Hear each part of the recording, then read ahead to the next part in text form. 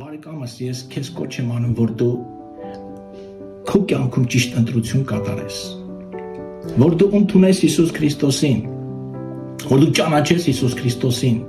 որ դու նրան ընդունես որպես քո անձնական Տերը եւ քո անձնական Փրկիչը, բարեկամս։ Եվ դա կլինի քո կյանքում ամենա կարևոր որոշումը, բարեկամս։ Ես ու դու պիտի հասկանանք, որ առանց Հիսուսի մենք գնալու տեղ չունենք, առանց Հիսուսի չկա հույս, չկա ապագա, միայն Հիսուս Քրիստոսն է մեր ամեն հարցերի պատասխանը, բարեկամս։ Մի վախեցիր մարդկանցից, մի ամաչիր մարդկանցից։ Հիսուս այսպիսի խոսքեր ասեց, բարեկամս, Հիսուս ասեց,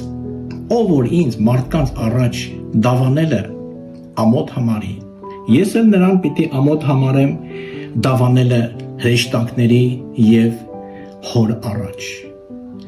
Եվ շեշտեց նույնիսկ, ասեց, ով որ այս շնացող եւ մեղավոր ազգի մեջ ինձ դավանելը ամոթ համարի, ես էլ նրան ամոթ պիտի համարեմ դավանելը երկնքում։ Ուրեմն սիրելի բարեկամս, մարդկանց մի նայիր Աստծուն։ Ես կոչ եմ անում քեզ, որ դու ճանաչես Աստծուն։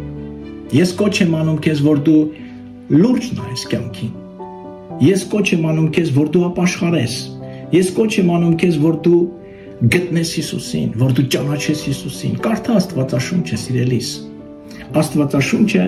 լույս է մեր ճանապարհի համար։ Աստվածաշունչը ճրագ է մեր ոտքերի համար։ Չեմ ուզում երկարել, ես քեզ ուզում եմ կոչ անել, որ դու ընտրես Հիսուս Քրիստոսին որպես քո անձնական Տեր ու Փրկիչը, որ դու ընտրես Հիսուս Քրիստոսին որպես քո ճշմարիտ միակ ճանապարհը։ Խնդրիր Աստծուն, բարեկամս, որ նա քո կյանքդ փոխի,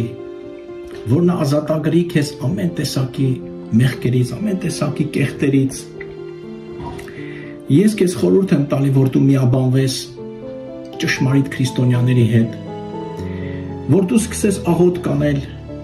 սովորես աղոթ կանել, փնտրես Աստծուն, կանչես Աստծուն,